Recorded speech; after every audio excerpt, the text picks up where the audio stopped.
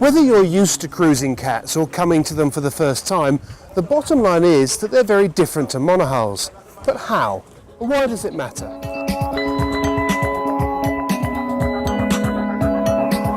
We've come to Tortola in the British Virgin Islands, one of the centres for catamaran cruising, where we've been lent a Moorings 4800 and we're joined by renowned multihull designer Nigel Irens.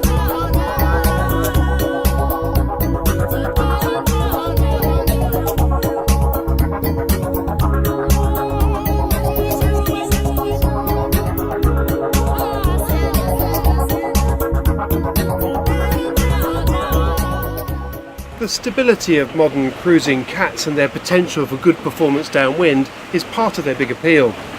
But there are tips and tricks for getting the best out of a cat downwind and also avoiding getting too overpressed.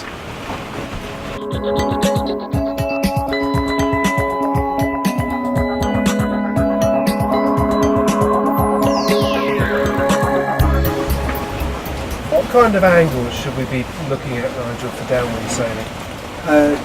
We should go deep, but we should still not sail dead downwind. It's not like racing boats where the speed is so great that you can haul your wind and sail quite aggressive angles and still make best speed downwind. But with this kind of cruising boat, I'd say you just want to come comfortably off the downwind line so that you're not close to a gybe and so on. But I think because of that, you'll probably need, if you're doing any sort of serious sailing, you should have a downwind sail. And it might even be an ordinary traditional striped spinnaker. Probably better to be an asymmetric one, which can be tacked on the windward bow. One sort of step up from the real base boat is to have a little bit of a bowsprit, which allows you to carry that a little closer to the wind, like maybe up to a beam reach, let's say. But by and large, there's no point in thinking you're going to go really fast and sail aggressive angles, so keep going downwind but avoid the downwind line. You know. And as far as comfort is concerned, is it true to say that on a cruising cat you can sail much deeper and avoid the rolling that you might get on the monohull? That's right. I think most monohull sailors sailing in, say, tradewind conditions are actually coming up enough so that they try to avoid that rolling, and it isn't a problem in the Catamaran for sure. So it isn't a constraint. And what about quartering seas? Is that an issue with cats? No, they should be able to deal with that even under autopilot.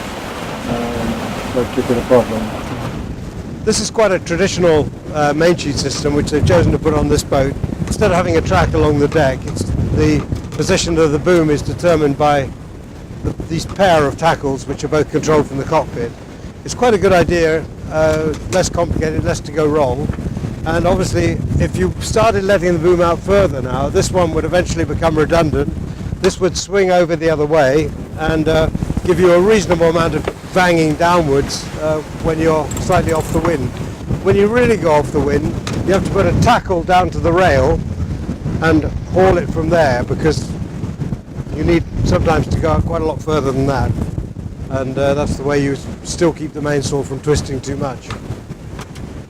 One of the big risks, I guess, with any boat, but particularly multihulls, is when the breeze comes up and you're going downwind. I do think that is it's a really important point, actually. The problem is that you can't reef going downwind, obviously, because the sail is against the shrouds.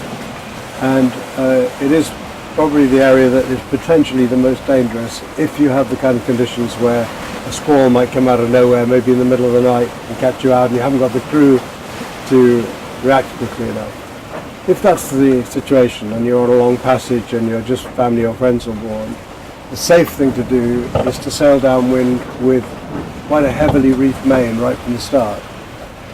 And that means that you can put all you like in the fore triangle or other downwind sails and not worry about it, because we all know that if you get a heavy squall come through, you can ease sheets very easily and you can get out of trouble. The problem is, of course, that to reef you've got to turn around and come back upwind, and you don't want to do that if there's all that wind. And there's a kind of nasty feeling as you go around the corner that the apparent wind's going to increase quickly and you could be in trouble. So I'd say that is one of the most important, in terms of safety, that's one of the most important points about sailing a boat, is never get caught out downwind with an inadequate crew and too much mainsail. What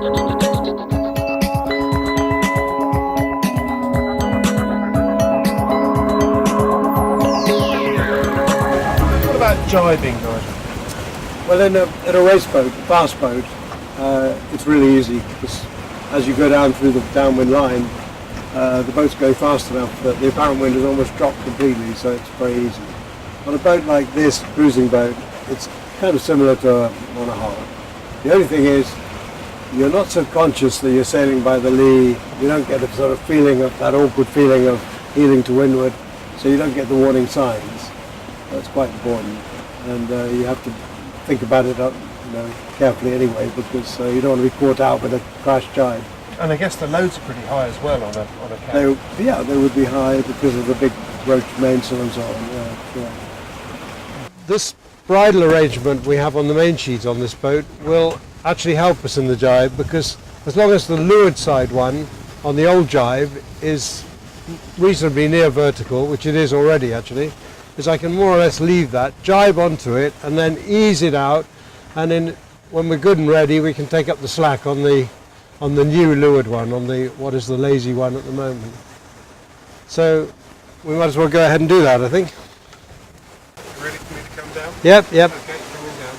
I'll just take a little more slack as it comes over.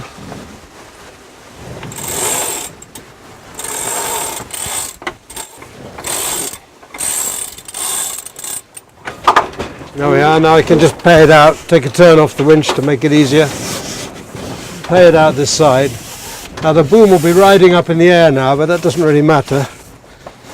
When I've finished with this one, I'll lock that off and then take up the slack on the new leeward side sheet.